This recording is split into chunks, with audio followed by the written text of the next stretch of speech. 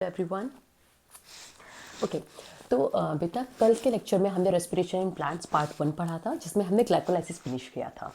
ठीक है, आज के लेक्चर में हम ग्लाइकोलाइसिस के आगे बढ़ते हैं। ठीक है, तो एक बार ग्लाइकोलाइसिस जल्दी से रिवाइज कर लेते हैं। ग्लाइकोलाइसिस क्या हो रहा था बेटा? ग्लाइकोलाइसिस साइटोप्लाज्म में हो रहा था। लोकेशन क्या था उसका?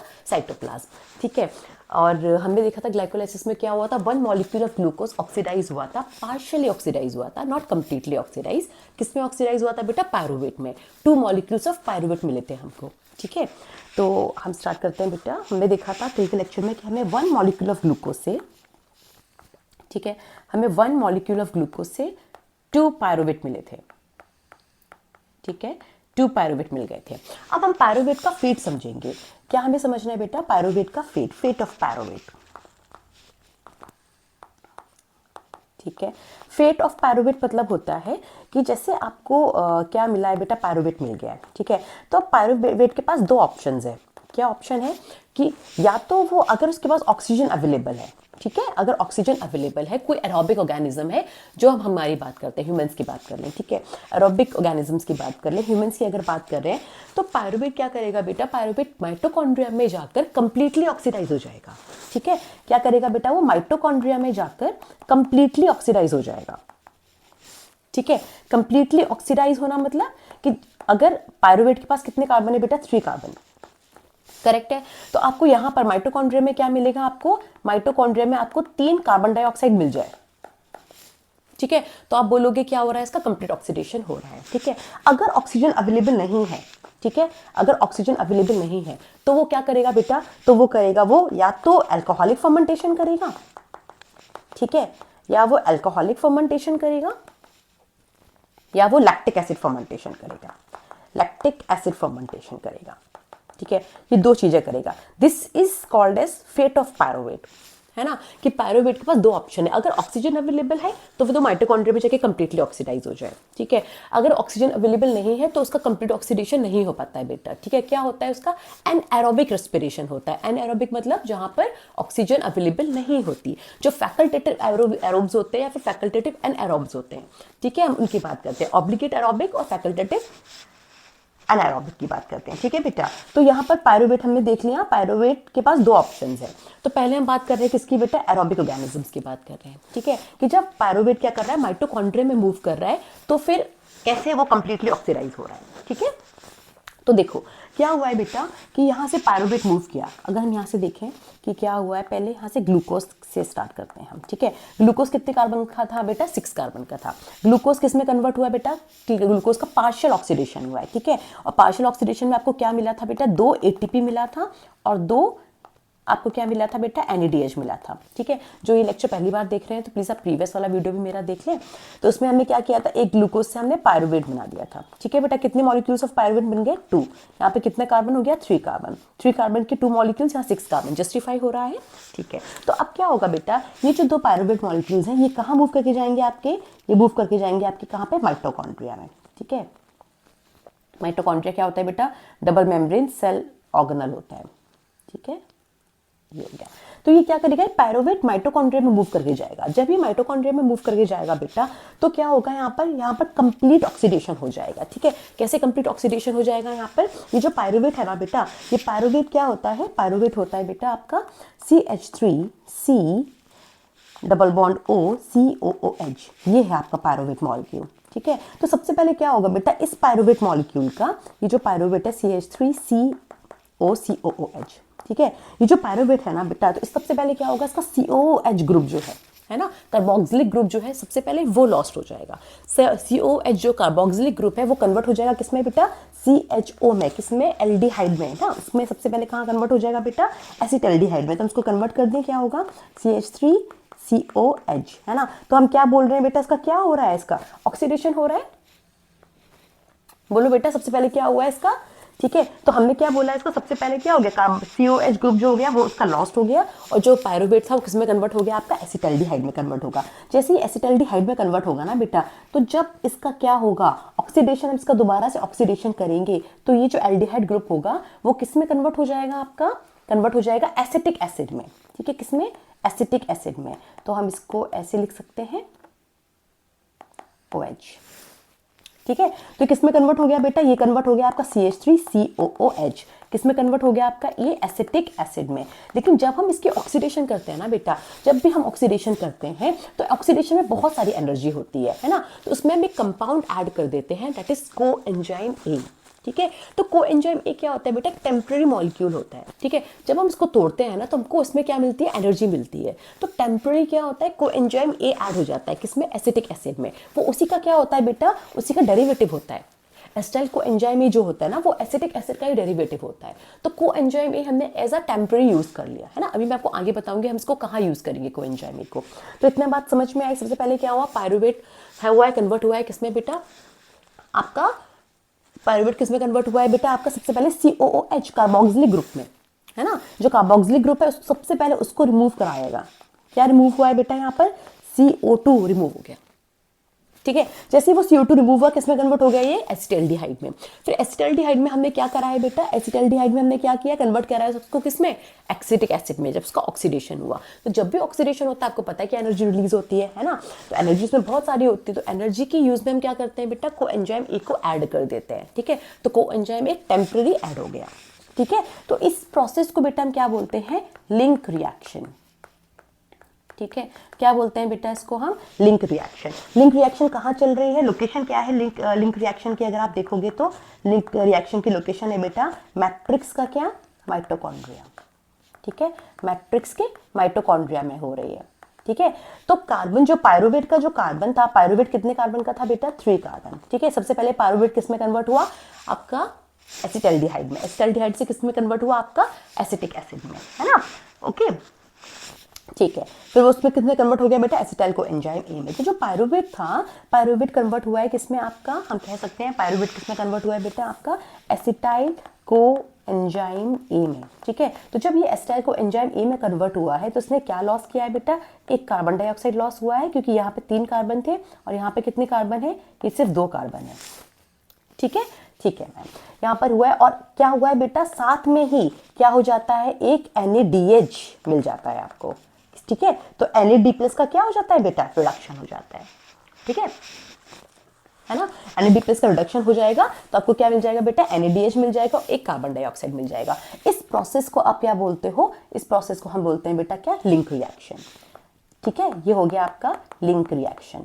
तो ये प्रोसेस कहाँ चल रहा है बेटा, माइटोकॉन्ड्रिया में ही चल रहा है ना। पायरुवेट मूव करके कहाँ गया है बेटा, माइटोकॉन्ड्रिया में मूव गया करके गया है। ठीक है, तो लिंक रिएक्शन कहाँ चल रही है आपकी, माइटोकॉन्ड्रिया में चल रही है। ठीक है, तो अब आपको माइटोकॉन्ड्रिया में क्या मिल गया, माइटोकॉन्ड्रिया में पायरुवेट से कन्वर्ट हो गया एसिटाइल कोएंजाइम ए, और आपको एक कार्बन डाइऑक्साइड मिल गया और एक NADH मिल गया जब एक पायरुवेट कन्वर्ट हुआ है। ठीक है, अगर आप साइकिल चलाओगे ग्लूकोज से तो आपको 2 पायरुवेट मिलेंगे। अगर आप 2 पायरुवेट मिलेंगे तो फिर आपको 2 कार्बन डाइऑक्साइड और 2 NADH और 2 एसिटाइल कोएंजाइम ए मिलेंगे। कहाँ पे, माइटोकॉन्ड्रिया में। ठीक है, अब इस एसिटाइल कोएंजाइम ए से हम क्या करेंगे, यहीं से क्रेब्स साइकिल चलाएंगे बेटा। ठीक है, यहीं से हम क्या करेंगे, क्रेब्स साइकिल चलाएंगे। ठीक है, इस क्रेब्स साइकिल में हम क्या कर देंगे, इसका कंप्लीट ऑक्सीडेशन कर देंगे। ठीक है, क्या कर देंगे, कंप्लीट ऑक्सीडेशन। आप देखो कि एक कार्बन डाइऑक्साइड तो आपको यहाँ मिल गया, करेक्ट है। अब बच्चे कितने, इसमें 2 कार्बन डाइऑक्साइड। अगर यहाँ पर हम 2 कार्बन डाइऑक्साइड रिलीज कर देंगे तो कंप्लीट ऑक्सीडेशन हो जाएगा और हमको यहाँ पर बहुत सारे क्या मिल जाएंगे, एनर्जी सबस्ट्रेट्स। ठीक है, एनर्जी सबस्ट्रेट्स कौन से होते हैं बेटा, ATP होता है और NADH होता है बेटा, और एक और होता है क्या, FADH2। ठीक है, ATP होता है बेटा, NADH होता है और क्या होता है, FADH2। ठीक है, ये सारे क्या होते हैं बेटा, एनर्जी मॉलिक्यूल्स होते हैं। ठीक है, ठीक है, तो अभी हम आगे पढ़ रहे हैं क्या बेटा, क्रेब्स साइकिल। ठीक है, चलो क्रेब्स साइकिल देख लेते हैं। क्रेब्स साइकिल, हम क्रेब्स साइकिल का देखते हैं बेटा,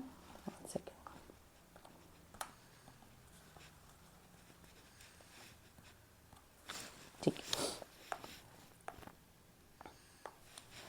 चलो स्टार्ट करते हैं।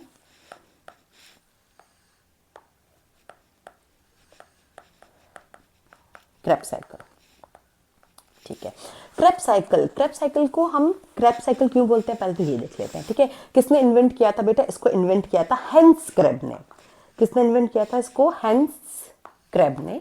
कहाँ पे किया था, इन पिजन मसल। ठीक है, हैंस क्रेब इन पिजन मसल। ठीक है, इसलिए हम इसको क्या बोलते हैं बेटा, क्रेब्स साइकिल बोलते हैं। ठीक है, इसको हम TCA भी बोलते हैं। ठीक है, try carboxylic acid cycle, try carboxylic acid cycle, और क्या बोलते हैं हम इसको, सिट्रिक एसिड साइकिल भी बोलते हैं, ठीक है, सिट्रिक एसिड साइकिल भी बोलते हैं। हम इसको ट्राई कार्बोक्सिलिक क्यों बोलते हैं, क्योंकि इसका जो फर्स्ट प्रोडक्ट होता है बेटा, इसका जो फर्स्ट प्रोडक्ट होता है वो क्या होता है, उसमें 3 कार्बोक्सिलिक ग्रुप होते हैं, ठीक है, जिसका फर्स्ट प्रोडक्ट होता है बेटा उसमें क्या होते हैं, 3 कार्बोक्सिलिक ग्रुप होते हैं, ठीक है, और वो जो प्रोडक्ट होता है वो होता क्या है, वो एक सिट्रिक एसिड ही होता है, ठीक है। तो बात समझ में आई। क्रेब्स साइकिल, क्रेब्स साइकिल को क्रेब क्यों बोला, क्योंकि किसने इन्वेंट किया था बेटा, हेंस क्रेब ने। कहाँ इन्वेंट किया था, पिजन मसल में, ठीक है। हेंस क्रेब साइकिल को हम 2 और चीजों नाम से बोलते हैं, क्या, टीसीए और citric acid cycle. Citric acid cycle क्यों बोला, क्योंकि इसका प्रोडक्ट जो होता है वो सिट्रिक एसिड होता है, जिसमें 3 कार्बोक्सिलिक ग्रुप होते हैं, इसलिए हम इसको ट्राई कार्बोक्सिलिक एसिड बोलते हैं, ठीक है। जैसे ग्लाइकोलाइसिस में 10 स्टेप्स थे, है ना, टोटल 10 लीनियर स्टेप्स थे, वैसे ही क्रेब साइकिल में कितने स्टेप्स होते हैं बेटा, 8 स्टेप्स होते हैं, ठीक है, 8 स्टेप्स होते हैं। तो इसमें 8 एंजाइम्स भी इन्वॉल्व होते हैं, ठीक है, जैसे आपका ग्लाइकोलाइसिस में था, ठीक है। तो ठीक, अब हम देखते हैं इसका साइकिल, देख लेते हैं जल्दी से। चलो, हमने क्या किया बेटा, आपको इतना पता होना चाहिए कि अभी तक हमें क्या मिला है। हमें क्या मिला है, एक ग्लूकोज से हमें क्या मिला है बेटा, एक ग्लूकोज से हमें 2 पायरुवेट मिल गए थे, करेक्ट है। एक ग्लूकोज से हमें क्या मिला है, 2 पायरुवेट मिले हैं। आपको ये पता है कि एक पायरुवेट, है ना, अगर माइटोकॉन्ड्रिया में जा रहा है तो क्या क्या देगा बेटा, वो एक कार्बन डाइऑक्साइड देगा और एक NADH देगा, ठीक है, ये आपको मालूम है। अगर 2 पायरुवेट हो जाएंगे तो आप इसका क्या कर दोगे, 2 कार्बन डाइऑक्साइड कर दोगे और 2 NADH कर दोगे, ये करेक्ट है, ठीक है मैम, इतना हमें मालूम है, ठीक है। तो अब हम क्या करने जा रहे हैं बेटा, अब हम इसके आगे जो हमने देखा कि एसिटाइल को एंजाइम ए बना, ठीक है। एसिटाइल को एंजाइम ए के साथ कौन रिएक्ट करता है बेटा, एसिटाइल को एंजाइम के साथ रिएक्ट करता है ऑक्सैलो एसिटिक एसिड, ठीक है। कौन रिएक्ट करता है बेटा, ऑक्सैलो एसिटिक एसिड रिएक्ट करता है। ऑक्सैलो एसिटिक एसिड जो होता है वो 4 कार्बन का होता है। कितने कार्बन का होता है, 4 कार्बन का होता है, ठीक है। वो माइटोकॉन्ड्रियल मैट्रिक्स में ही रहता है, ठीक है। तो जब वो उसके साथ कंबाइन करता है तो ये बनाते हैं क्या, ये एसिटाइल को एंजाइम में 2 कार्बन का है बेटा, है ना, तो ये बनाएंगे क्या, आपका सिट्रेट। क्या बनाएंगे बेटा, सिट्रेट। सिट्रेट कितने कार्बन का है, 6 कार्बन का, ठीक है। सिट्रेट से बन जाता है आपका क्या, आइसोसिट्रेट। क्या बनता है बेटा, आइसोसिट्रेट, ठीक है। आइसोसिट्रेट, आपको क्या इसका स्ट्रक्चर याद करना है, नहीं करना है बेटा, ठीक है। आप सिर्फ और सिर्फ इतना साइकिल याद कर लो जितना मैं आपको बता रही हूँ, बाकी मैं आपके इसके एंजाइम्स भी बता दूंगी, कहाँ किसका एंजाइम का रोल है, ठीक है। सिर्फ उतना ही आएगा, उससे ज्यादा नहीं आएगा। आइसोसिट्रेट से बेटा क्या बनेगा, आपका बनेगा ऑक्सैलो ससिनेट, ठीक है। क्या बनेगा, ऑक्सैलो ससिनेट। ऑक्सैलो ससिनेट से आपका बनेगा अल्फा कीटो ग्लूटरेट, ठीक है, alpha keto glutarate. Alpha keto glutarate से बनेगा बेटा आपका ससिनाइल को एंजाइम ए। आपको ये याद रखना है, बिल्कुल याद रखना है। जैसे आपने ग्लाइकोलाइसिस याद किया था ना, वैसे आप इसको भी याद रखोगे। ससिनाइल को एंजाइम ए से बनेगा बेटा आपका ससिनेट, ठीक है। ससिनेट से बनेगा आपका फ्यूमिरेट,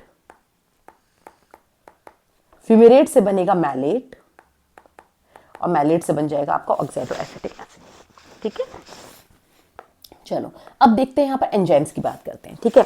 देखो क्या हुआ है बेटा, एसिटाइल को एंजाइम है, ठीक है। एसिटाइल को एंजाइम से एक साथ कौन रिएक्ट कर रहा है, ऑक्सैलो एसिटिक एसिड जो 4 कार्बन का है। दोनों मिलकर क्या बनाएंगे, आपका सिट्रेट बनाएंगे। सिट्रेट कन्वर्ट हो जाएगा आइसोसिट्रेट में, आइसोसिट्रेट कन्वर्ट होगा अल्फा कीटोग्लूटरेट में, अल्फा कीटोग्लूटरेट कन्वर्ट हो जाएगा, अच्छा एक बीच में हम भूल गए क्या, ऑक्सैलो ससिनेट, ठीक है। ये एक्चुअली ना एक ये 1 स्टेप रिएक्शन है, ठीक है। ये दोनों जो स्टेप्स है ना वो एक ही एंजाइम इसको क्या कर रहा है, कंडक्ट कर रहा है, ठीक है। तो आइसोसिट्रेट कन्वर्ट होगा बेटा किसमें, ऑक्सैलो ससिनेट में। ऑक्सैलो ससिनेट कन्वर्ट हो जाएगा अल्फा कीटोग्लूटरेट में, अल्फा कीटोग्लूटरेट कन्वर्ट होगा succinyl coenzyme A, then succinate, then fumarate, malate और ऑक्सैलो एसिटिक एसिड, ठीक है। तो आपको ये रिएक्शन याद रखनी है, ठीक है। सबसे पहला एंजाइम बेटा आता है जो आपको याद रखना है, जो सिट्रेट बना रहा है वो कौन है, सिट्रेट सिंथेज, ठीक है। सिट्रेट सिंथेज क्या बनाएगा बेटा, किसको क्या करेगा, एसिटाइल को एंजाइम एक को रिएक्ट कराएगा ऑक्सैलो एसिटिक एसिड के साथ और बना देगा क्या, सिट्रेट, ठीक है।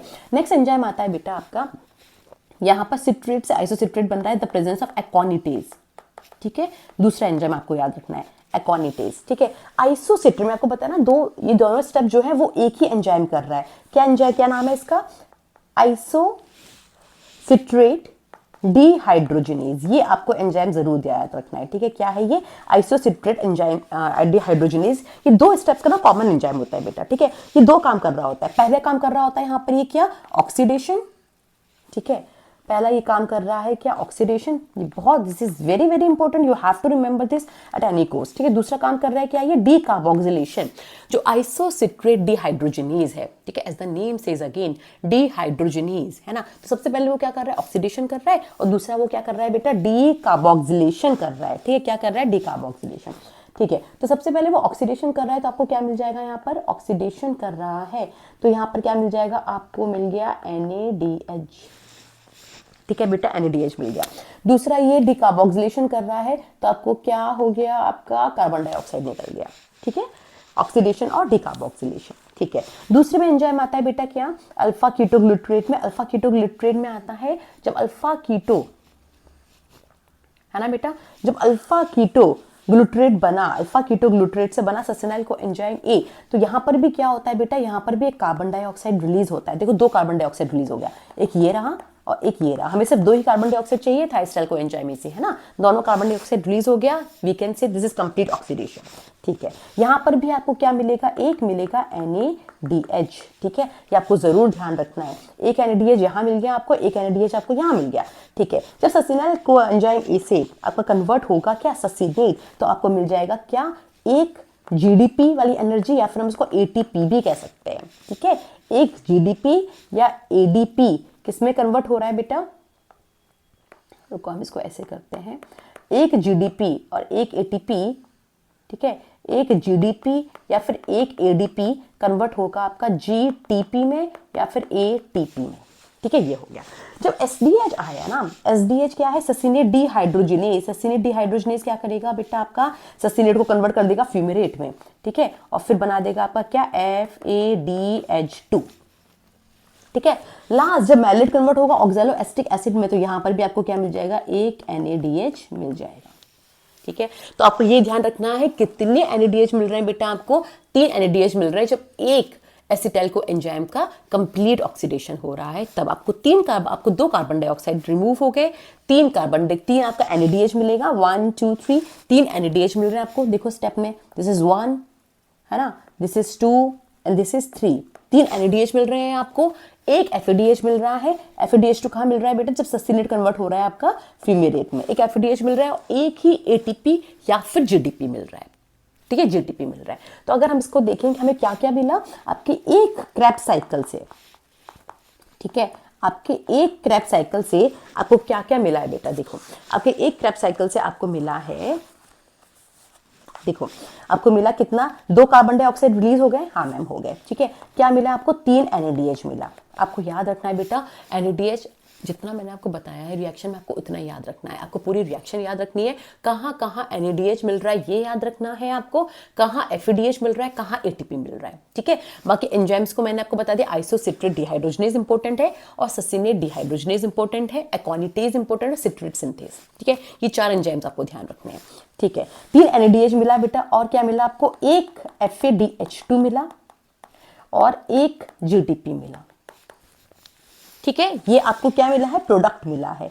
कब? जब आपका एक एसिटाइल को एंजाइम ए था। क्या था बेटा? एक एसिटाइल को एंजाइम ए से आपको इतना सब मिला, ठीक है, ठीक है। चलो, और अगर हम इसको फिर से ग्लूकोज से अगर देखें तो कि हमें ग्लूकोज से कितना मिलेगा बेटा? देखो, अगर आप ग्लूकोज से साइकिल चलाओगे ना, ग्लूकोज से, तो आप ध्यान रखना कि आपको ग्लूकोज से कितना पायरुवेट मिल रहा है बेटा? 2 पायरुवेट मिल रहा है। आपको ध्यान रखना है, ये भूलना मत, 2 पायरुवेट मिल रहा है, ठीक है। तो 2 पायरुवेट से आपको 2 एसिटाइल को एंजाइम ए मिलेंगे, ठीक है, 2 एसिटाइल को एंजाइम ए मिलेंगे, ठीक है। और 2 एसिटाइल को एंजाइम ए मिलेंगे, उसके साथ साथ आपको क्या मिलेगा बेटा? 2 कार्बन डाइऑक्साइड भी मिलेंगे और प्लस 2 NaDH भी मिलेंगे, ठीक है। ये तो आपका लिंक रिएक्शन वाली बात हो गई, है ना, ये तो आपका लिंक रिएक्शन हो गया, करेक्ट है, ठीक है मैम। तो लिंक रिएक्शन, अगर हम क्रेब्स साइकिल की बात करें तो क्रेब्स साइकिल में एक एसिटाइल कोएंजाइम से आपको इतनी सारी चीजें मिल रही थी, मल्टीप्लाई 2 कर दो, ठीक है। तो वो सारे प्रोडक्ट्स किसके लिए हो जाएंगे बेटा? ए ग्लूकोज के ऑक्सीडेशन से हो जाएंगे। आप ध्यान रखना कि क्या क्या आपको मिल रहा है, ठीक है। ठीक है,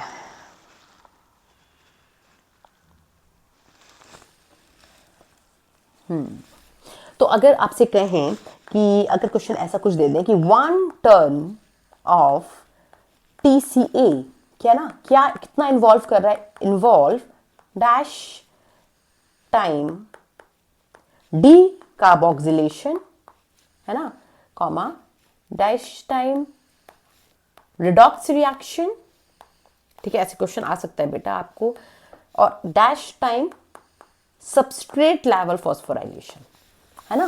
तो आप इसमें क्या फिल करोगे कि एक टर्न TCA का, है ना, क्या इन्वॉल्व कर रहा है, एक कितने टाइम डिकार्बोक्सिलेशन हो रहा है बेटा, 2 बार डिकार्बोक्सिलेशन हो रहा है, क्योंकि आपको 2 कार्बन डाइऑक्साइड मिल रहा है।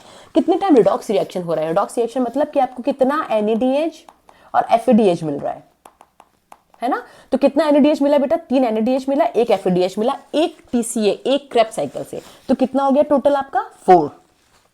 कितने बार SLP सबस्ट्रेट लेवल फॉस्फोराइलेशन कितने टाइम हुआ बेटा, ATP या GTP आपको कितना मिला था, 1, तो 1, ठीक है।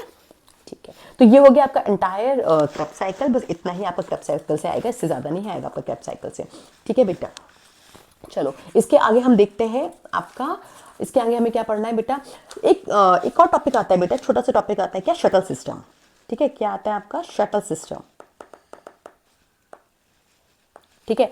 What do you mean by shuttle system, shuttle system ये क्या होता है, शटल सिस्टम मतलब होता है बेटा कि जैसे हम ग्लूकोज में ना, ग्लूकोज कहाँ चल रहा था बेटा, आपका साइटोप्लाज्म में चल रहा था, ठीक है।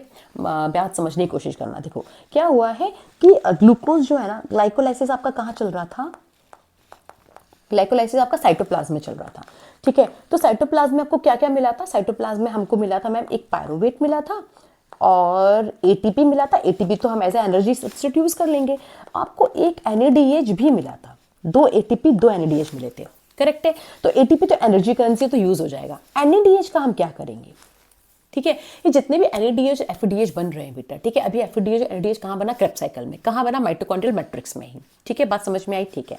तो वो तो माइटोकॉन्ड्रियल मैट्रिक्स में ही है, लेकिन जो ये ग्लाइकोलाइसिस में ये जो NADH बना है ना बेटा, इसको भी आपको माइटोकॉन्ड्रियल मैट्रिक्स में ले जाना है ना, साइटोप्लाज्म से कहां ले जाना है, माइटोकॉन्ड्रियल मैट्रिक्स में ले जाना है। तो आप उसको कैसे लेके जाओगे, तो उसके लिए आपके पास 2 गेटवेज होते हैं, ठीक है, उसी को बोलते हैं शटल सिस्टम, ठीक है। 2 शटल या 2 गेटवेज होते हैं। पहला होता है बेटा क्या, ग्लिसर एल्डिहाइड 3 फॉस्फेट शटल, ठीक है, पहला होता है क्या आपका, first is glyceraldehyde 3 phosphate shuttle, ठीक है, ग्लिसरॉल या फिर हम इसको ग्लिसरॉल भी बोलते हैं बेटा, ठीक है, ग्लिसरॉल 3 फॉस्फेट शटल, ठीक है। कहां कहां मिलता है बेटा, ये मिलता है आपको न्यूरॉन्स में या फिर इसको मसल सेल्स में मिलता है, ठीक है। This is very important, you have to remember this only, ठीक है। तो इसमें जो क्या होता है ना बेटा, जो ग्लिसरॉल 3 फॉस्फेट होता है, वो कहता है, वो जो गेट होता है ना, वो कहता है कि मुझे अगर मैं एक NADH को लेकर जाऊंगा, है ना, अगर मैं एक NADH को लेकर जाऊंगा तो फिर क्या होगा बेटा, मुझे 2 ATP खर्च करने पड़ेंगे, ठीक है। वो एक NADH को ले जाने के लिए 2 ATP खर्च करता है, ठीक है। इसके अलावा दूसरा जो शटल होता है बेटा, वो होता है, उसको हम बोलते हैं मैलेट एस्पार्टेट शटल, क्या होता है वो, मैलेट एस्पार्टेट शटल, ठीक है। उसमें कोई भी आपका ATP खर्च नहीं होता, नो कॉस्ट इन्वॉल्व्ड, ठीक है। वो उसको ऐसे ही शिफ्ट कर देता है, ठीक। कहां कहां मिलता है, वो मिलता है आपका हार्ट में, लीवर में, और कहां मिलता है आपका किडनी में, ठीक है। तो इसमें कोई भी कॉस्ट इन्वॉल्व नहीं होती। तो अगर इसमें कोई कॉस्ट इन्वॉल्व नहीं होगा तो कितना टोटल ATP हो जाएगा बेटा, आप ATP काउंट कर लो, आपका इसमें टोटल ATP वही होगा 38 जो आपको क्रेब्स साइकिल में मिल रहा था, ठीक है। यहां पर कितना होगा, 2 ATP खर्च हो जाएंगे ना, 2 ATP का कॉस्ट यहां पर इन्वॉल्व होता है, तो यहां पर 2 ATP कम कर दो, कितना हो जाएगा, 36 ATP हो जाएगा। ये 36 ATP 38 ATP कैसे आया, अभी मैम बताएंगे आपको, ठीक है। तो बेटा अब हमें क्या करना है, देखो अब आपके पास क्या हुआ ना, अब हम पढ़ेंगे इलेक्ट्रॉन ट्रांसपोर्ट सिस्टम, ठीक है, इलेक्ट्रॉन ट्रांसपोर्ट सिस्टम पढ़ेंगे अब हम।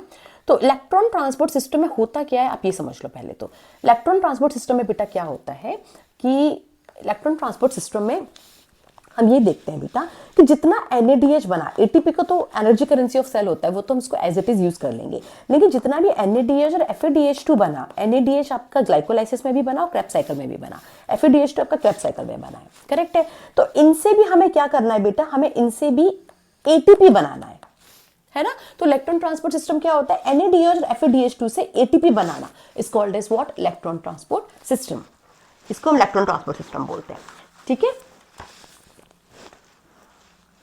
ठीक है। तो हम ऐसा करते हैं बेटा, हम इलेक्ट्रॉन ट्रांसपोर्ट सिस्टम अपने नेक्स्ट लेक्चर में कर लेते हैं, ठीक है। और अगर आपको इसका पीडीएफ चाहिए होगा तो प्लीज़ आप मुझे कमेंट सेक्शन में बता देना, मैं आपको इसका पीडीएफ प्रोवाइड कर